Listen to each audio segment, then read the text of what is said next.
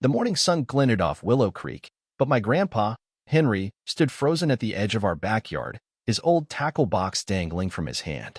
At 80, he'd been fishing this creek in Pine Ridge, Idaho, for 25 years, ever since he and Grandma settled here. That water wasn't just a stream to him, it was his refuge, where he'd sip coffee and talk to her memory since she passed 7 years ago. But that Tuesday in April 2024, a 6-foot cedar fence loomed where his path to the creek used to be, topped with a sign that screamed private property. No trespassing, Pine Ridge HOA. It wasn't just a barrier, it was a slap to his soul. My name's Jack, and if your HOA's ever pulled something this cold, drop a comment below and tell me where you're reading from. This started as a fight over a fence, but turned into a war over power, pride, and what's right. Stick around, it gets messy. I'm a civil engineer, so my brain kicked into gear, scanning the fence's clean lines and concrete footings. This wasn't a weekend DIY job. Someone dropped serious cash to seal off the creek. Grandpa, when did this show up? I asked, my fingers tracing the polished wood. Must have been overnight, he said, voice cracking. Fished here yesterday evening, no problem. His confusion cut deeper than any blade. That path was older than half the houses in Pine Ridge, a community trail we all used. By noon, I was at the doorstep of Eleanor Vance, the HOA president. At 40, freshly single, Eleanor lived in a house that looked like it was staged for a lifestyle blog, every shrub trimmed, every flower in formation. She opened the door in designer overalls, a wide-brimmed hat perched like a crown. Jack, what a surprise, she said, her smile tight. I was already guessing my mission. Eleanor, there's a fence blocking the creek path. Grandpa can't fish anymore. I kept my tone steady, professional. Oh, that, she said, waving a gloved hand. The path was an eyesore, dragging down our curb appeal. We're managing creek access now to keep things refined. She gestured to her backyard, a botanical showpiece with roses and a bubbling fountain. Proper care benefits us all. Eleanor, Grandpa's been fishing there for decades, I said. He's not hurting anyone. Times change, Jack. Residents can pay the new $60 monthly creek fee, quite reasonable for such a pristine amenity. $60 was pocket change to her, but for Grandpa, a retired mechanic on a pension, it was food on the table. That path's older than your house, I snapped. The HO voted unanimously, she said, name-dropping her vice president, Tom Ellis. It's for property values. That night, I crashed an emergency HOA meeting Eleanor called, the community hall packed with puzzled neighbors. She stood at the podium like a CEO, her PowerPoint flashing buzzwords like security and standards. Some residents are upset about our creek gate, she said, her gaze locking on me, making upset sound like a crime. Unregulated paths invite trouble, vandalism, loitering. I held up old deeds proving the path was a legal right-of-way, but she brushed them off. Those are outdated, Jack. We're building a future, not a museum. Tom nodded beside her, but his eyes flicked away when she claimed unanimous support. Something was off. As the meeting fizzled, neighbors avoided me, wary of Eleanor's wrath. Back home, Grandpa sat on the porch, staring at the creek he couldn't reach, his coffee cold. Jack, I'm filing a complaint tomorrow, I said. His weathered eyes met mine. Son, this could get uglier than you think. Some folks fight dirty. If we don't push back, they'll take more, I said. He nodded, his hand trembling on his mug, not fear, but quiet rage. That tremble lit a fire in me. My complaint hit the HOA like a grenade. By noon, Eleanor slapped every mailbox with a notice, a $30 monthly fee hike for enhanced security and beautification. Neighbors grumbled, reading the fine print that had cost them $360 a year because I dared challenge her. Sarah, a nurse next door, caught me by her mailbox. This is about your grandpa, right? Yeah, sorry, I said. Don't be. She fined me for my daisies being too wild. She's drunk on power. Another HOA meeting followed, this one crackling with tension. Eleanor rolled out posters of her improvements, paved walkways, fancy signs nobody asked for.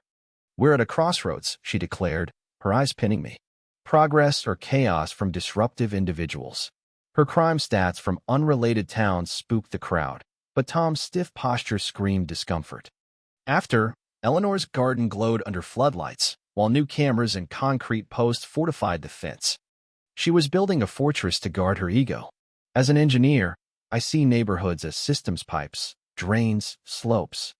Pine Ridge's stormwater flowed to the creek, and Eleanor's pristine garden sat smack in its natural basin. She'd built her Eden on a floodplain without a clue.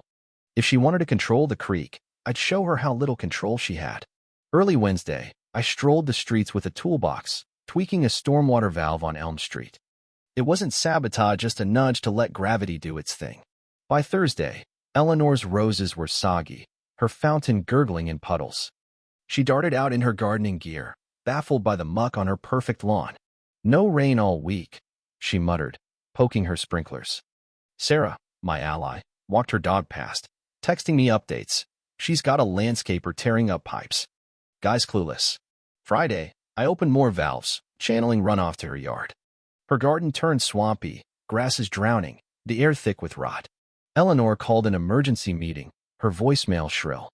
"This is sabotage," she cried, and the hall buzzed with gossip. She strode in Friday night, dirt smudged on her blouse, wielding photos of her flooded yard like evidence of a crime. "This is domestic terrorism," she said, glaring at me. "Jack Turner's been tampering with our drains." Tom froze, his nod faltering. "That's a bold claim, Eleanor," I said, standing. "Got proof? Your tools, your walks near drains, your whining about the creek, it's no coincidence." I smiled. "Maybe your garden's just in a bad spot. Water flows downhill, not by HOA vote." The room went quiet. Sarah winked from the back. Eleanor's voice hit banshee levels. "We'll sue vandals into oblivion." Tom slipped out early, dodging her beckoning hand. That night, I saw her flashlight bobbing in her swamp, her cameras now aimed at her own yard. She was unraveling. Saturday's mail brought a certified letter.